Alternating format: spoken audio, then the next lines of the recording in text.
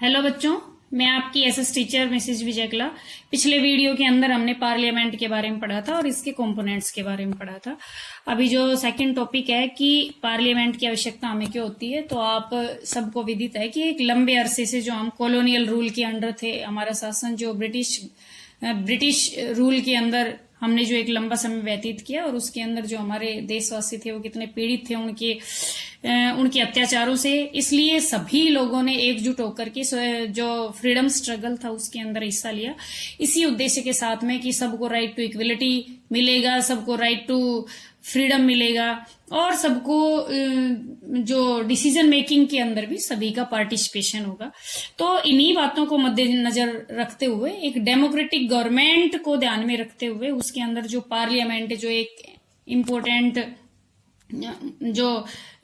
Important element है एक democracy के अंदर, क्योंकि जिसके अंदर जो प्रतिनिधि होते हैं जनता के द्वारा से चुने हुए जो प्रतिनिधि होते हैं और वो जनता के लिए रूल रेगुलेशंस बनाते हैं।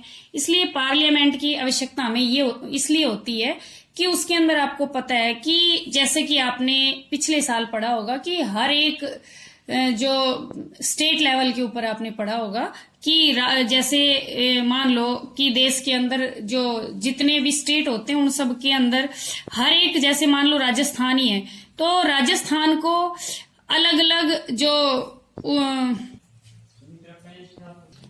जैसा कि मान लो ये राजस्थान स्टेट है, इसके अंदर जो स्टेट लेवल की बात बता रही हूँ मैं आपको, जो पिछले साल आप पढ़ चुके हो कि जैसे जो 200 सीट थी उसके अंदर स्टेट लेजिस्लेटिव असेंबली की 200 कॉन्स्टिट्युएंसीज के अंदर पूरे राजस्थान को बांटा गया है। ये क्षेत्रफल के हिसाब से, एरिया के हिसाब से नहीं, पॉपुलेशन के हिसाब से बांटे जाते हैं। तो इसके अंदर इसी प्रकार से कि जो इसकी एक प्रक्रिया होती है, जैसे चीफ मिनिस्टर जो इलेक्ट किया जाता है स्टेट लेजिस्लेटिव असेंबली के अंदर, तो उसी प्रकार से बिल्कुल नेशनल लेवल के ऊपर जो प्राइम मिनिस्टर इलेक्ट किया जाता है, इसके बारे में हम आगे वाले टॉपिक के बारे में हम पढ़ेंगे। तो पार्लियामेंट की आवश्यकता हमें इसलिए पड़ती है क्योंकि इसके अंदर ये जो चुने हुए जो प्रतिनिधि होते हैं तो उनके अंदर कुछ पक्ष के नेता होते हैं और कुछ विपक्ष के नेता होते हैं। जो अपोजिशन पार्टी के जो मेंबर्स होते हैं वो जो रूलिंग पार्टी होती है, सत्ताधारी जो दल होता है जिसका शासन होता है जिस पार्टी का, तो उसके ऊपर कड़ी नजर रखती है कि उसकी बातों के ऊपर, उनके निर्णयों के ऊपर ध्यान रखती है कि वो क्या गलत कर रही है। अगर सरकार जहां कहीं भी उनको सरकार की कमी नजर आती है तो उसी समय में उनका ध्यान आकर्षित करवाती है और जनता को भी उसके बारे में अवेयर करती है। तो इससे अगला जो पॉइंट है आपका कि व्हाई शुड पीपल डिसाइड, कि व्हाई शुड पीपल डिसाइड, लोगों को फैसला क्यों लेना चाहिए।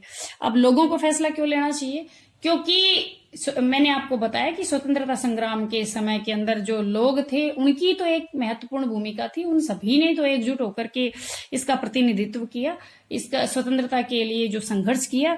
तो अभी जो लोग हैं वो इनडायरेक्ट वे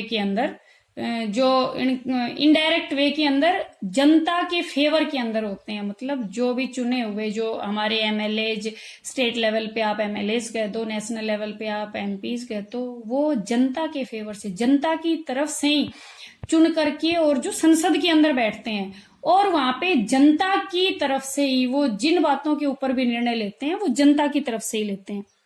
इसलिए जनता को ही उसके बारे में जो डिसाइड करते हैं उसके जो प्रतिनिधि होते हैं, क्योंकि हर एक जो कैंडिडेट होता है वो अपने अपने एरिया से वाकिफ होता है, परिचित होता है अच्छे से।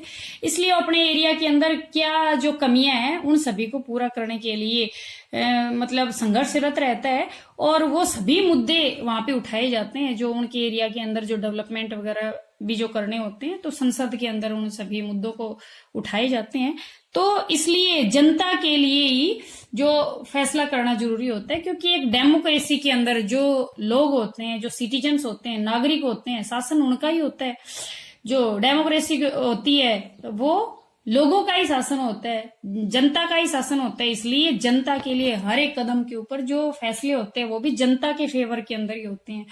इसलिए इसके अंदर जो लोगों का फैसला इसलिए लेना उचित होता है।